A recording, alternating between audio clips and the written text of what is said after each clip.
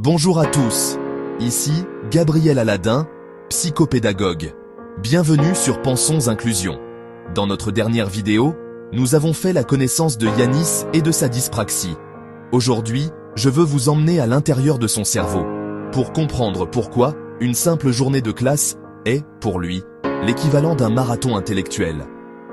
Pourquoi Yanis finit-il ses journées totalement épuisé? Pour comprendre la dyspraxie de Yanis, il faut parler d'automatisation. Chez la plupart des enfants, après un certain temps, écrire, utiliser une règle ou gommer devient automatique. Le cerveau libère alors de l'espace pour se concentrer sur le fond, l'orthographe ou le calcul. Mais pour Yanis, l'automatisation ne se fait pas. Chaque lettre tracée reste une tâche complexe qui demande une attention totale. C'est ce qu'on appelle en psychopédagogie la double tâche. Pendant qu'il lutte pour tenir son crayon et former ses lettres, son cerveau n'a plus assez d'énergie pour réfléchir au sens de la phrase.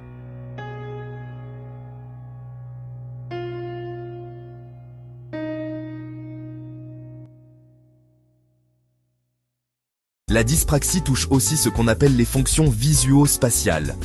Imaginez que vous deviez organiser votre bureau, mais que vous ne parveniez pas à évaluer les distances ou la taille des objets. Pour Yanis, le cahier est un espace chaotique. Il ne sait pas où commencer la ligne, comment espacer les mots ou où noter la date. Ce n'est pas qu'il est brouillon par choix, c'est que son cerveau peine à traiter les repères spatiaux. Chaque consigne visuelle au tableau est un puzzle qu'il doit reconstruire pièce par pièce.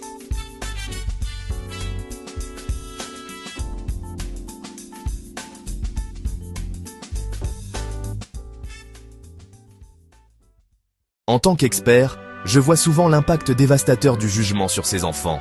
Parce qu'il parle très bien, on attend de Yanis qu'il écrive aussi bien.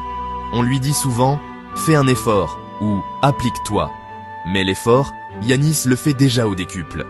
Cette pression crée ce qu'on appelle une anxiété de performance. Yanis finit par se croire maladroit ou incapable, alors que son seul tort est d'avoir un cerveau qui traite le mouvement de manière singulière. Comprendre la fatigue de Yanis, c'est le premier pas pour mieux l'accompagner. Dans notre prochaine vidéo, nous verrons comment nous pouvons, en tant qu'éducateurs et parents, transformer son environnement pour que son intelligence puisse enfin s'exprimer sans entrave. Pour ne rien manquer de ces solutions, abonnez-vous à Pensons Inclusion. C'était Gabriel Aladin, psychopédagogue. À très bientôt pour la suite de ce parcours.